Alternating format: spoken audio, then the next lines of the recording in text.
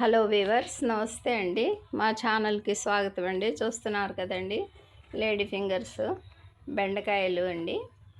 ఇప్పుడు మనం వీటితో న్యాచురల్గా టేస్టీగా ఫ్రై తయారు చేసుకుందాం అండి. చూస్తున్నారు కదా, చాలా బాగున్నాయండి, ఫ్రెష్గా ఉన్నాయి బెండకాయలు.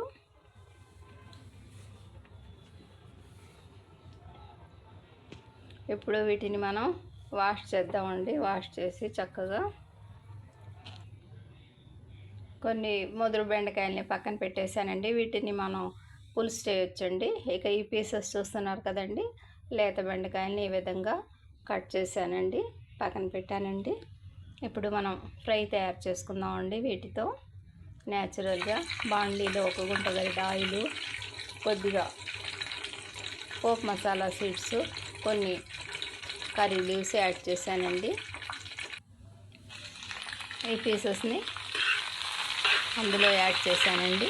ఈ విధంగా మీడియం ఫ్లేమ్ మీద ఈ పీసెస్ని ఫ్రై చేసుకుందామండి.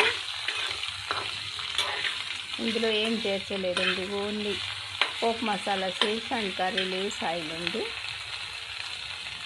మీడియం ఫ్లేమ్ మీద ఈ విధంగా ఫ్రై అవుతున్నాయండి. కొద్దిగా పసుపు యాడ్ చేశానండి. ఒక హాఫ్ స్పూను ఉప్పు యాడ్ చేశానండి.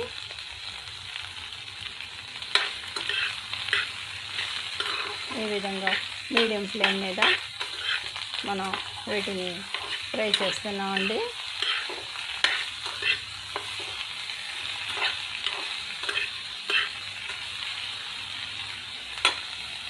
ఉప్పు పసుపుతో ఈ విధంగా మిక్స్ అయిపోయాయండి మన బెండి పీసెస్. ఇప్పుడు మనం కొద్దిసేపు వీటిని ఇలాగే మగ్గనిద్దామండి.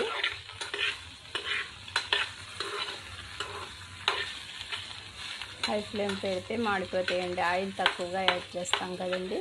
ఆయిల్ ఎక్కువైతే కొద్దిగా అవే ఫ్రై అవుతాయండి. కానీ నేను ఇప్పుడు ఆయిల్ కొద్దిగా తక్కువే యాడ్ చేస్తానండి.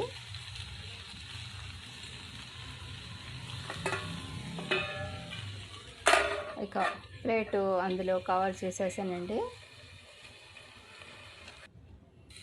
చూస్తున్నారు కదా, 2 నిమిషాల తర్వాత ఈ విధంగా తయారయ్యాయండి మన బెండి పీసెస్.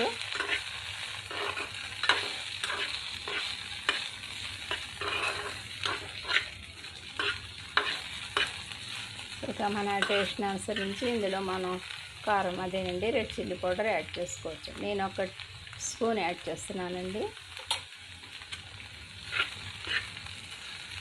బెండి పీసెస్లో చక్కగా ఈ విధంగా మిక్స్ చేసేసానండి red chilli powder.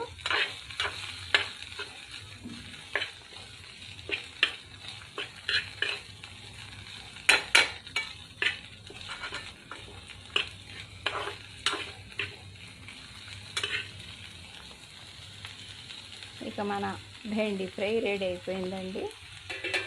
Very simple ప్రాసెస్తో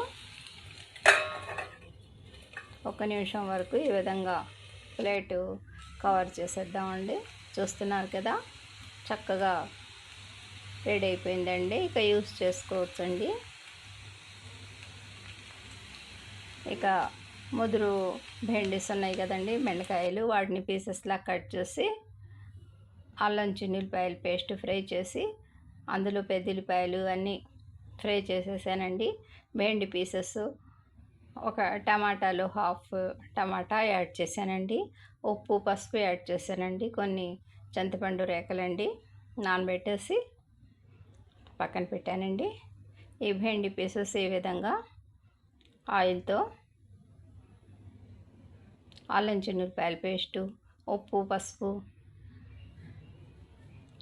అన్నీ మిక్స్ అయిపోయాయండి. ఇప్పుడు ఉప్పు కొద్దిగా తక్కువ అనిపిస్తే యాడ్ చేశానండి. కొద్దిపాటి వాటర్ యాడ్ చేశానండి. ఇక ఇవి చక్కగా హై ఫ్లేమ్ మీద మెత్తగా ఉడికాక మనం నానబెట్టుకున్న టమాటా అదేనండి చింతపండుని జ్యూస్ తీసేసి అందులో యాడ్ చేశానండి. చూస్తున్నారు కదా, వెరీ సింపుల్ ప్రాసెస్ అండి. మన బెండి కట్ట అదేనండి బెండకాయ పులుసు ఈ విధంగా తయారైందండి. ఇప్పుడు దీన్ని కూడా 2 నిమిషాల పాటు మరగనిద్దామండి మీడియం ఫ్లేమ్ మీద. చూస్తున్నారు కదా, మన బెండకాయ పులుసు ఈ విధంగా మరుగుతుందండి. ఉప్పు కారం హెచ్చు తగ్గులు చూసుకొని మనం ఏమైనా కావాలని అనుకుంటే యాడ్ చేసుకోవచ్చండి న్యాచురల్గా. చూస్తున్నారు కదండి. బై అండి.